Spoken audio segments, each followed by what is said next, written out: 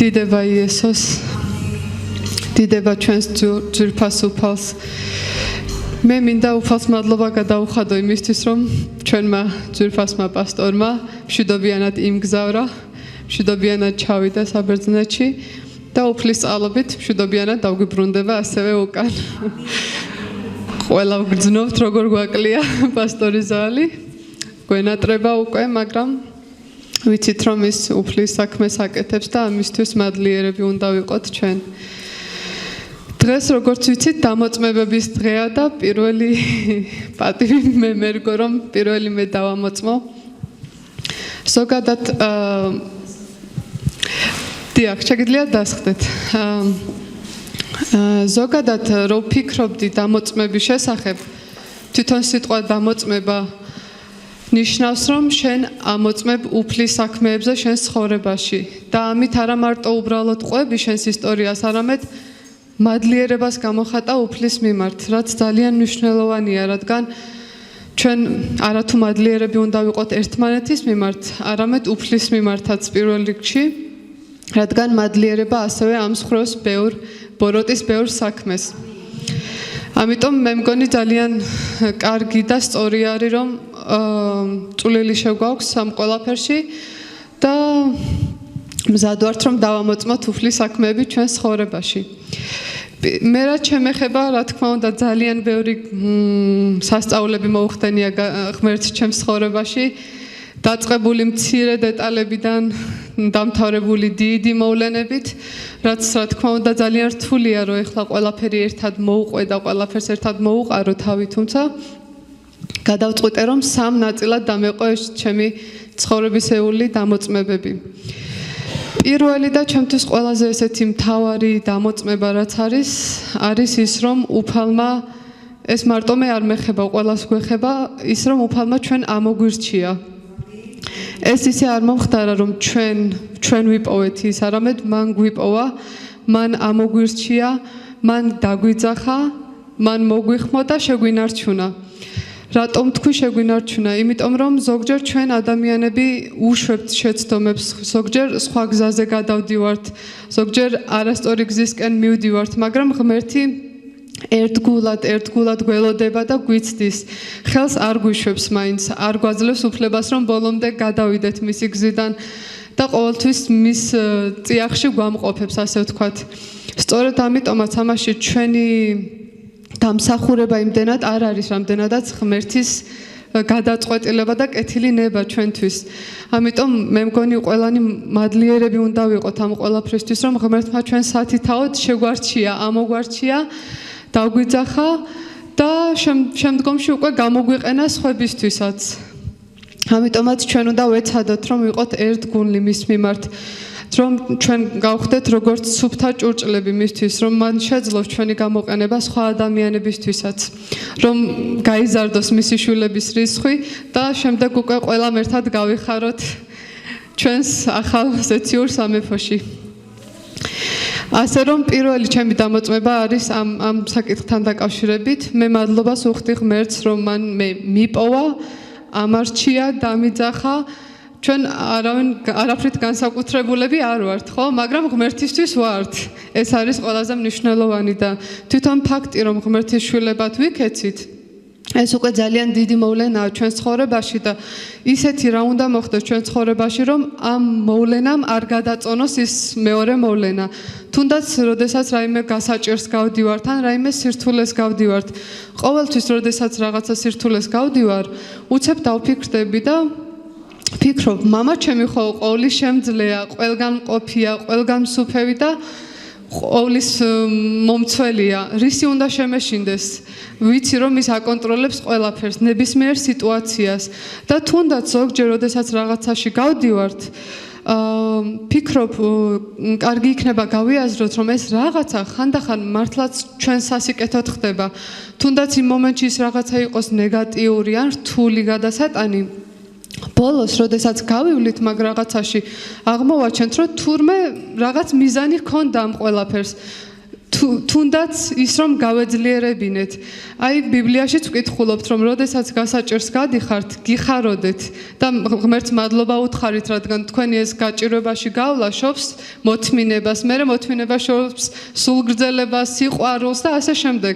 ხანდახან როდესაც ამ მუხლს ვკითხულობდი, ხოლმე ვფიქრობდი ნეტა მოთმინების გამომუშავება რა საჭიროა, ანუ რა საჭიროა რაღაცაში გავიარო იმისთვის რომ უბრალოდ მე მოთმინების უნარი გამომიმუშავდეს, ანუ ხო შეიძლება რომ არ გავიარო რაღაც სირთულეში და ვიყო ესე უბრალოდ, მაგრამ არა, მივხვდი რომ აუცილებელია რომ შენ იყო მომთმენიც, უფრო ძლიერიც და ეს ყოველი გაჭირვება თუ სირთულე შენ ხდის უფრო ძლიერ სულიერად, გადაყავხარ შემდეგ ეტაპზე.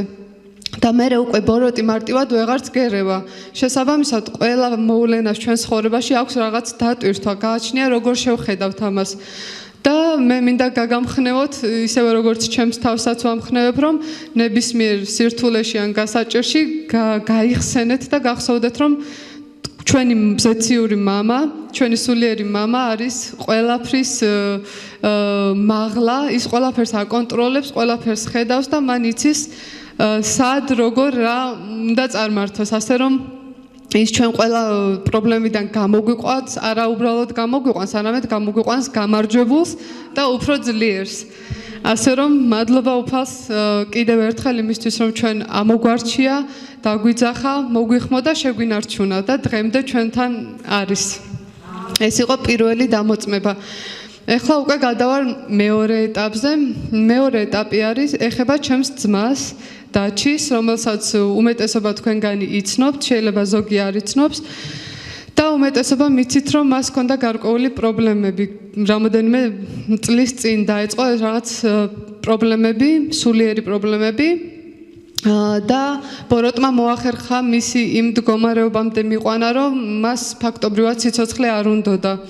და დედაჩემი ამ ყველაფრის წინაშე ფაქტობრივად მარტო იყო პასტორებთან ერთად, მაგრამ გულისხმობ აი სხვა ოჯახის წევრების მხრიდან მარტო იყო, იმიტომ რომ ჩვენ ვართ ოჯახში მხოლოდ მორწმუნეები და რა თქმა უნდა სხვები ამ კუთხით ვერ იგებენ ამ ამბავს. და ზუსტად იმ მომენტში, როდესაც ჩემ ძმას ყველაზე მეტად სჭირდებოდა ღმერთის დახმარება, ზუსტად ეს იყო ის მომენტი, როდესაც ღმერთმა დედაჩემის იპოვა, დედაჩემის მეშვეობით ჩვენც გავგვითნო და შემდეგ უკვე იმის გამო, რომ დედაჩემი რწმენი დადგა, ყოველღამე ლოცულობდა, არ ნებდებოდა და ელოდებოდა ღმერთის სასწაულს, მართლაც ერთ დღეში, აი მართლაც ერთ წამში მოხდა ეს სასწაული და ჩემი ძმა სრულიად განთავისუფლდა. ყველაფრისგან მოუნდა სიცოცხლე, ისწავლა, ჩააბარა, გრანტი აიღო და აბსოლუტურად დაუბრუნდა თავის ჩვეულებრივ მდგომარეობას და ამისთვის ყოველთვის მადლობელი ვიქნები ღმერთის, მე და ჩემი ოჯახი. მიუხედავად იმისა, რომ ჩემი დედაჩემი და ჩემი ძმა ჯერ კიდევ გადიან რაღაც პერიოდს, ჯერ კიდევ რაღაც პროცესებში გადიან, მე მჯერა, რომ ღმერთს გამზადებული აქვს მათთვის საბოლოო გამარჯვება და მე მჯერა, რომ ისინი მალე ღირსეულად შემოუერთდებიან თავიანთ ოჯახს და მალე მათ ვიხილავთ აქ. ასე რომ მადლობა უფალს ამისთვისაც, რომ გვაძლევს რწმენას ამ ყველაფერში. და მესამე და ასევე ძალიან მნიშვნელოვანი დამოწმება, რომლის გარეშეც ალბათ არასრულყოფილი იქნებოდა ჩემი დამოწმებების სია, არის ის, რომ უფალმა ჩემს ცხოვრებაში მოახდინა კიდევ ერთი სასწაული. მან სრულიად სამყაროს სრულიად სხვა ნაწილში ოკეანის გადაღმა, სრულიად სხვა კონტინენტზე შეარჩია ერთი ოქროს ბიჭი. რელე დაბნეული იყურება. შეარჩია ეს ოქროს ბიჭი, გამზადა, ჩემთვის მოამზადა, შემიფუთა, ჩასვა თვითმფრინავში და გამომიგზავნა საჩუქრად. ასე ვთქვათ, ჩემი პირადი პასილკა ჩამომივიდა ამერიკიდან, რითვისაც ძალიან მადლიერი ვარ. და მინდა გითხრათ, რომ ეს აბსოლუტურად ჩემი და მის ძალებს ზემოთ იყო, ანუ ეს არ იყო არც ჩემი მცდელობის გამო, არც მისი მცდელობის გამო ჩვენ ერთმანეთს არც ვიცნობდით, ანუ ეს რო ყოფილიყო ისე რომ ან რომელიმეს დაგვეგეგმა ეს ამბავი, ანც რაღაცნაირად ერთმანეთს შევხმიანებოდით, სადმე გადავყრილიყავით, არა, ეს იყო თავიდან ბოლომდე უფლის გეგმა და მე ამის ძალიან მტკიცედ მწამს და კიდევ მწამს რომ უფალს არაფერი არ ეშლება, იმიტომ რომ უფალმა ზუსტად იცოდა მე როგორი ადამიანი მჭირდებოდა და რენეს როგორი ადამიანი სჭირდებოდა და როგორც ჩემთვის არის ეს მოვლენა ძალიან კურთხეული ჩემს ცხოვრებაში და ძალიან სასწაულებრივი, ისევეა რენესთვისაც, რადგანაც ღმერთმა ამ ქორწინებით მის ცხოვრებაში ძალიან ბევრი რამე შეცვალა, სულიერი კუთხითაც და ყოველდღიური ცხოვრების კუთხითაც, ამიტომ ორივე ჩვენ მადლიერები ვართ ღმერთის, რომ ეს ყველაფერი ესე წარიმართა და მართლა დარწმუნებით გეტყვით, რომ ეს რომ ღმერთი არ ყოფილიყო, უბრალოდ შეუძლებელი იქნებოდა, რომ ანუ ადამიანის სულ სხვა ეროვნების, სულ სხვა კონტინენტიდან სრულიად შემთხვევით ესე გადაწყვიტა, რომ ჩამოსულიყო ამ ქვეყნად, მოსულიყო მაინც და მაინც ამ ეკლესიაში, შემდეგ უკვე ელოცა ამ საკითხზე მეც უკვე ცალკე ვლოცულობდი, ისიც ცალკე და საბოლოოდ ღმერთმა ჩვენს ლოცვებს უპასუხა ისე რომ ესე გემრიელად და ბედნიერად მოგვიყვანა ამ დღემდე. და მადლობა უფალს და მე მჯერა რომ რენე საჩუქარი არ არის მარტო ჩემთვის, არამედ ამ ეკლესიისთვისაც, იმიტომ რომ ის არის ძალიან კარგი ადამიანი, ღმერთის ნამდვილად კურთხეული შვილი და მე მჯერა რომ ღმერთი მას გამოიყენებს კარგი საქმეებისთვის.